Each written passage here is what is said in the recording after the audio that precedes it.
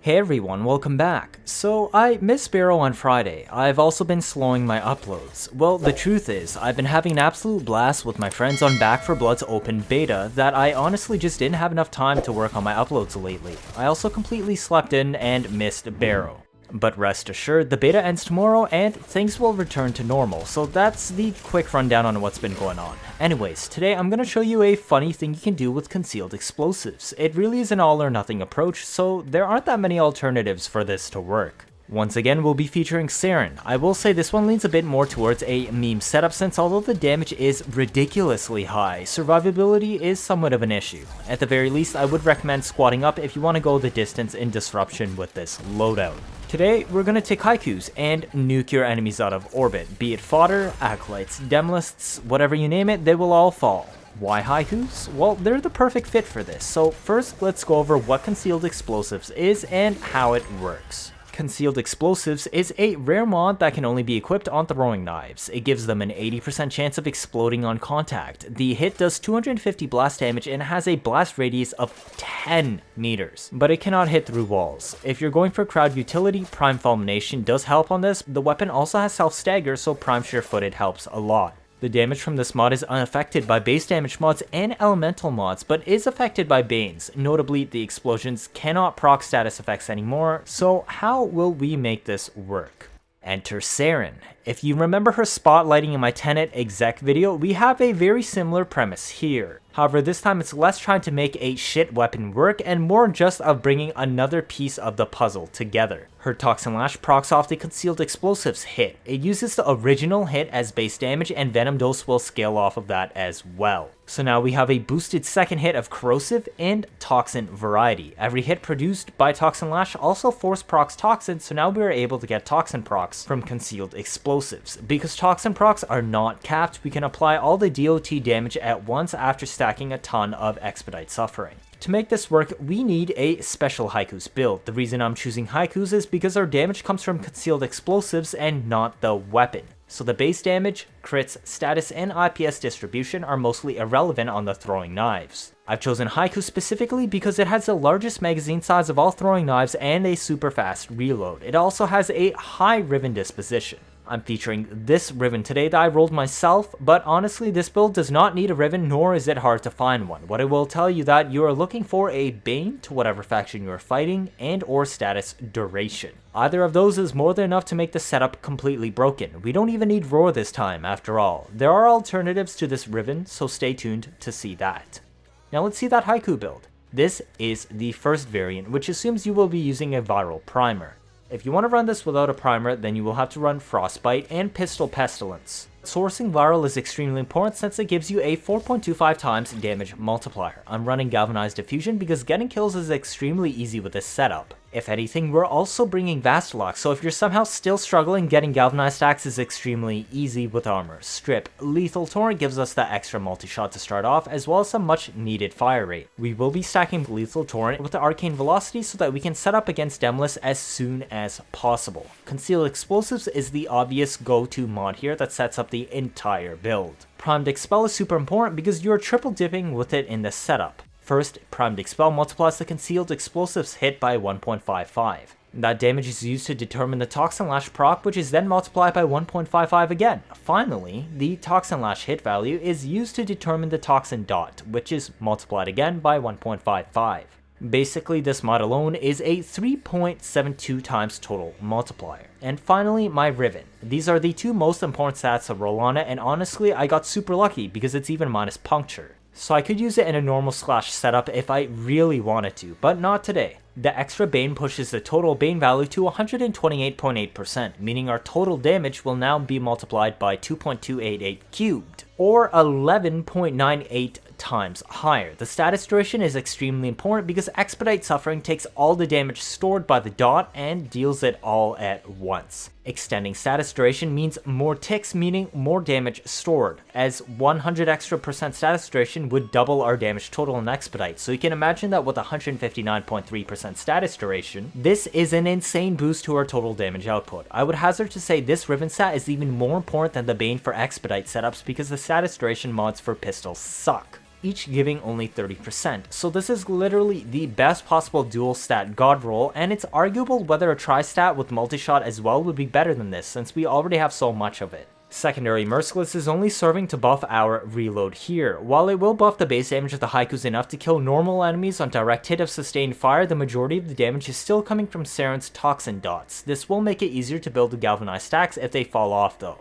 Pistol ammo mutation is the final ingredient to this loadout because of the amount of throwing stars you will burn. I'm actually combining this with carrier so to make sure you always have ammo available. Actually, let's take a look at that carrier real quick. So it isn't going to be attacking and acts only as support. I don't have Forma on this carrier for a full build, but that isn't really that important since we're only carrying ammo case, radar, instant shield gating restore from Guardian, passive weapon reloads, as well as a tiny slow. But the important part is it won't draw aggro and die since it doesn't have assault mode on. Combining pistol ammo mutation and ammo case will be the answer to all of your Haiku's ammo needs. Now let's get to the meat of this setup, our Saryn build. It's reminiscent of our Tenet Exec setup, however, we're giving up some strength and duration this time to go neutral on range. Unlike a Roar Saryn, range is actually important, so our Expedite Suffering reaches the Demolysts. Demolysts have a 6.5 meter nullifier pulse radius that we don't want to get hit by because that removes all our buffs, which basically spells instant death on Steel Path Disruption. 12 meters is a nice middle ground for Expedite. 298 strength is still enough for Toxin Lash to convert 89% of our damage from concealed explosives. We also get 298% scaling from Venom Dose, and most importantly, casting Expedite will apply all the dots at once and also multiply that total damage by a further 2.98. For support on this build, we're running Prime Flow and Arcane Energized since we have negative efficiency and will be casting semi-often. Prime Sure-Footed is required to overcome the self-stagger from your Haikus, and Rolling Guard to get out of bad situations or remove dots. We combine this with Brief Respite so you can instantly get back full shields after you roll, and Streamline is just enough to keep the build sustainable without excessively high cast costs. Arcane Velocity is our last arcane, so we can empty our Haiku make for more explosions even faster. As the builds lack a proper form of CC, I will primarily be relying on my CEDO's ALTFIRE. This is the build I will be using to apply Viral, Radiation Blast, and all 4 primary elements. This guarantees enemies tagged will have reduced accuracy, have friendly fire, they're slowed, armor stripped, and more vulnerable to damage, stunned, and also burning. Basically a massive pile of free CC. Remember that you can hit your ALTFIRE again early whenever you want to make the CEDO glaive return earlier. This will be extremely useful for traversing tiles when you will want to use it on the next group of enemies you pass by ASAP. The status duration mods will ensure the CC lasts that much longer. Multi-shot also allows more stacks at once in case smaller crowds or specifically targeting the Demolysts. Soft Hands is useful for pulling the weapon out faster since we are not running Vigorous Swap. Vastilok is our last weapon today and is catered specifically for armor stripping Demolysts so we can get even more damage out of the Toxin dots when we cast Expedite Suffering. That said, you don't exactly need to use this until quite a few rounds later, like when they reach level 1000 or higher. The damage is just excessive already and is very difficult to test in the simulacrum. Perhaps the main use of Vastilok is Sacrificial Steel so that you can proc Arcane Velocity instantly with a pellet based crit of the gun attacks, since Haikus only have 4% critical chance. You'll be seeing me test without armor strip today here. The build is very standard with Shattering Impact for armor strip and extra attack speed and wind up in case we use a heavy attack. Dispatch Overdrive for movement utility, and finally Volcanic Edge for some free CC, and also in the case where we use heat inherit builds, we can reset existing heat stack durations while we're busy armor stripping. As our damage today comes from weapons and not melee, we are bringing Zeneric for energizing dash, though this does mean the build is susceptible to energy drain conduit effects and would recommend just hiding if that one pops up. It's not worth it. And that completes our kit. So we're going to be testing against Drakkar Manic Bombards today, which are similar in EHP to Exo Gokstad officers, but of a different armor type. I just don't have them scanned. For this showcase, I'll be showing both the Haiku setup with Prime Slip and Gunslinger, as well as the version with innate Viral instead. First, the Primed Slip setup. We cast Venom Dose and Toxin Lash, shoot the CEDO at the Drakkar Manic Bombards, swap to the Haikus and throw a bunch, pray it isn't already dead, and then cast Expedite. 2 million damage or so. Keep in mind this was all hitting past the armor. Imagine what it would be like if it lived long enough so I could actually armor strip it. This is what I meant by I can't really test properly in Simulacrum. I didn't even need the full magazine, which is what Prime Slip was for. But that definitely will matter at higher levels, where you might want to dump 2 megs in to kill level cap as well as armor scaling. Now let's try the innate viral setup. It's a bit easier, but the damage potential is a tad lower since we have slightly less fire rate and a smaller mag, but for simulacrum testing, it is basically the same. Except this time, we don't shoot CEDO at the Dracar Manic Bombards, we just have Venom Dose and Toxin Lash up and instantly throw the Haikus at them since they already have viral, and then cast Expedite. Boom, dead. Another 2 million hit with armor reduction present. So that's basically all you need to know. The rest of the video is going to be the Steel Pad Disruption showcase in action. That way I can put the money where my mouth is. Enjoy!